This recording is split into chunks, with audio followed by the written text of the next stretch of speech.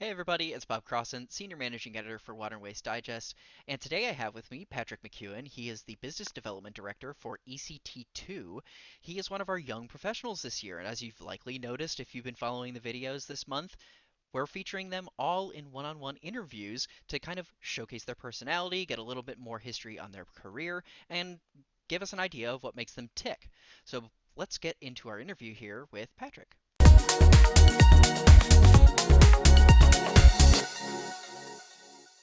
Patrick, thank you so much for being here and congratulations on being a young professional for 2021. Thank you very much, Bob. Happy to be here with you. So I've been starting all of my conversations with the young professionals a little bit about their career path and kind of how what got them into water, why how they what their trajectory was. Could you talk a little bit about your career path? Was water always something that you thought that you were going to move into? And if not, what kind of gravity pulled you in that way? Yeah, I knew that I wanted to go to school for environmental engineering. I wasn't quite sure what I wanted to do with that, but in academics, I started to like the wastewater and drinking water classes more and kind of gravitated towards that side of the program. And out of school, I took a job with CDM Smith, which is a consulting firm in Connecticut, and worked for them in the environmental field doing water and wastewater projects. Hmm. Yeah, now you're with ECT2. What was the transition like there, and what's your new role like compared to what you were doing with CDM Smith? Yeah, it's been really fun actually. So with CDM, I was working in the consulting field, so I got to work on a lot of different projects in a variety of different roles, and really enjoyed that experience. And then got the opportunity to move back home to Portland, Maine, and work for ECT2, treating PFAS. So I went from Okay. the consulting side of things into the water technology side of things. So I got to sit kind of on the other side of the table. And when I first joined ECT2, I joined in the design construction phase, so helping to build our systems before we ship them out to project sites. Then I transitioned into operations and logistics. So I spent some time in Australia getting some of our systems up and running. And more recently, I've just moved into the sales and business development role, and I've really enjoyed it. It's terrific to find new projects and find new clients that need some problems. The problems need to be solved, and we can help them out with that. Yeah, I think what's interesting is that you've kind of dipped your toes in so many different like skill sets that having all of those having like a little bit of this and a little bit of that probably helps you a lot in this business development role because you understand from the other side of the aisle like what it was like being there and how you can bring that into your role here. It's really interesting that you kind of have like a lot of that varied experience. It must be really helpful for you in your day to day. Yeah, when I'm giving lunch and learns with consulting groups, it helps me because I used to sit, on the other side of the room as the sales guy would talk through, and you're, slowly falling asleep eating your slice of pizza. So I know what that's like, and I know the battle to fight. And so I've really enjoyed the role. Mhm. So one of the projects that you mentioned in the survey that we provided to you, we always ask for a memorable project, and yours was about this Air Force project. What was it about this project that made it memorable to you? What types of lessons have stuck with you since then that you've kind of carried with you? Yeah, so this was our first project, kind of installing on an Air Force base overseas, and so I got to see it as we were physically building it here in Maine. The nuts, bolts, parts, and pieces of actually putting a water treatment system inside of a shipping container. The Air Force actually flew it over in one of their assets, and then we started it up on site, on the other side of the world. So really cool to see it go from just parts and pieces and really design drawings, then into parts and pieces, and then into a system that's actually treating water.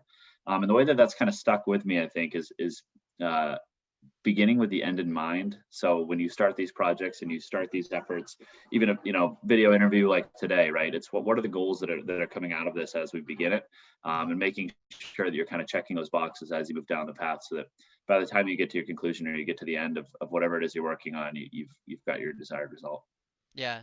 Well, has that changed the way that you kind of approach projects now, or is it something that was kind of very unique to that project that the way it was handled kind of stuck with you?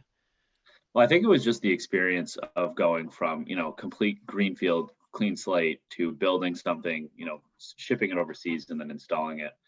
Just seeing how that project comes full circle. It's not just providing equipment and hey, see you later, but something that we actually build, install, and now operate, has really stuck with me. Yeah. So moving a little more toward like your personality and whatnot, you mentioned in your survey responses as well that you were a camp counselor, you were a Big Brother mentor. How did that influence your professional skill set? How does that influence the way that you approach other individuals and you approach your professional life?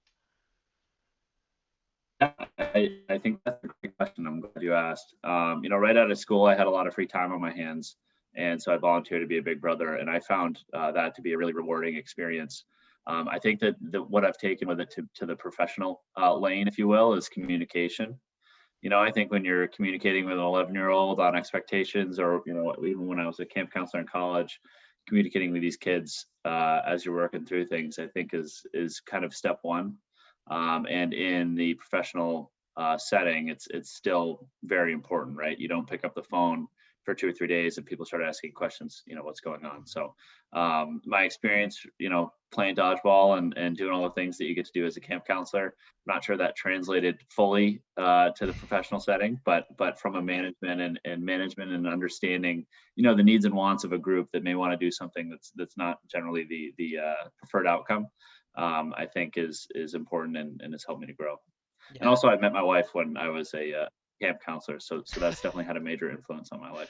Oh, that's probably the biggest influence. Then I was gonna say, communication I would skills, being say I able to would say so. communicate Yeah, things. she was my co yeah, she was my co-counselor, so it has worked out.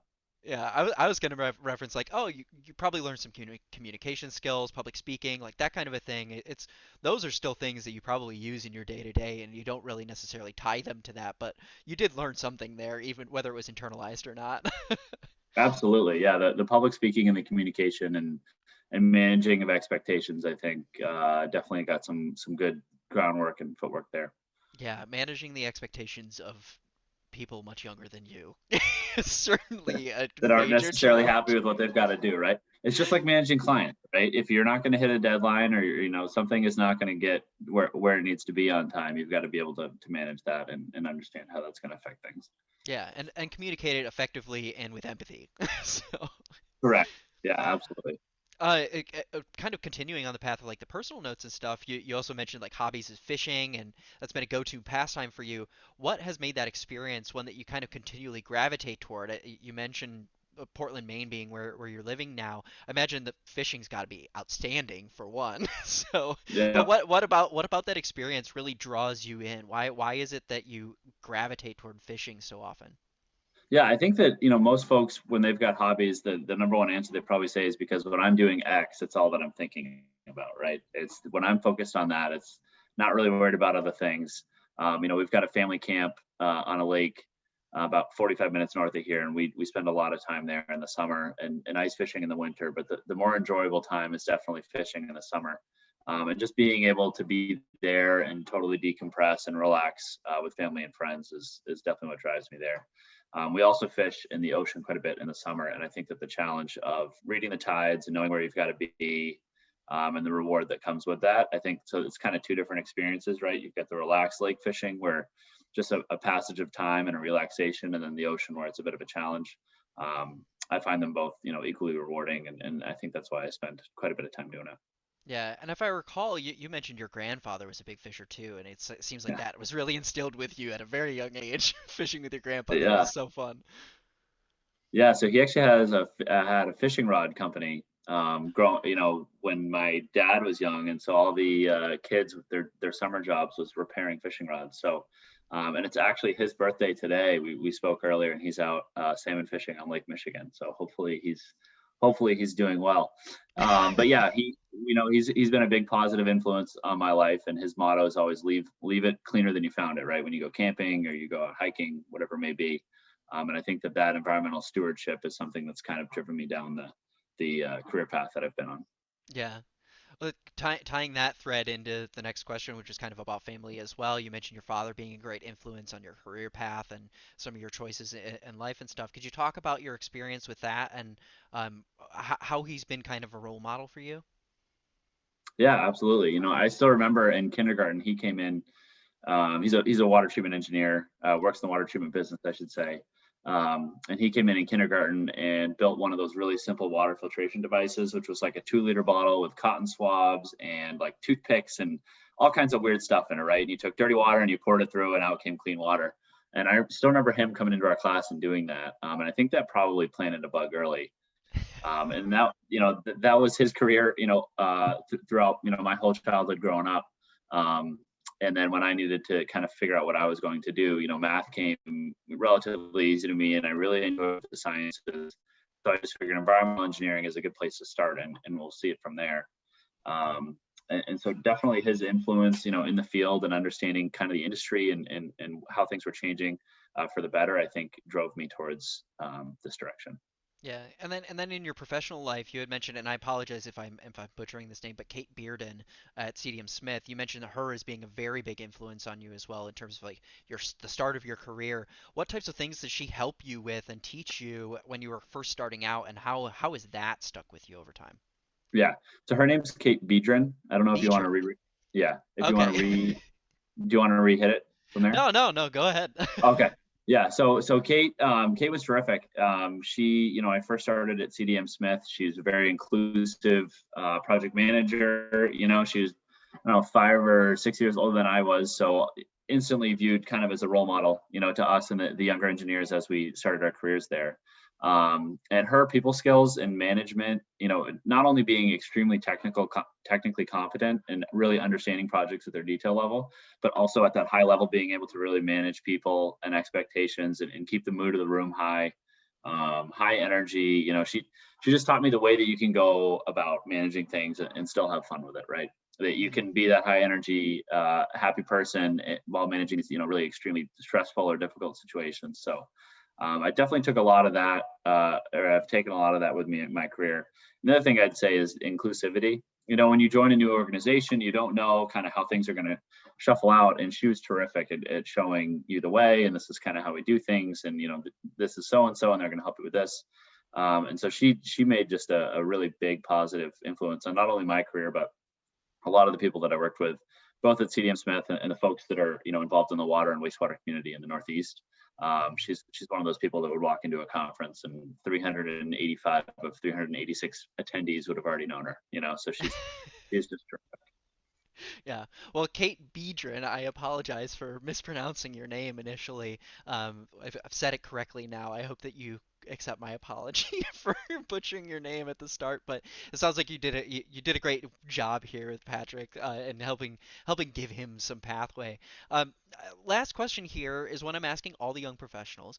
This is something that I think is critically important for the industry, not just for water and wastewater and stormwater and all of those verticals, but really for all blue collar work, so to speak. There's a huge dearth of qualified people moving into roles, and there's this issue of like, how do we get young people interested in our industry? And so the question to you is, how would you cater to and grab the interests of that next generation of water workers?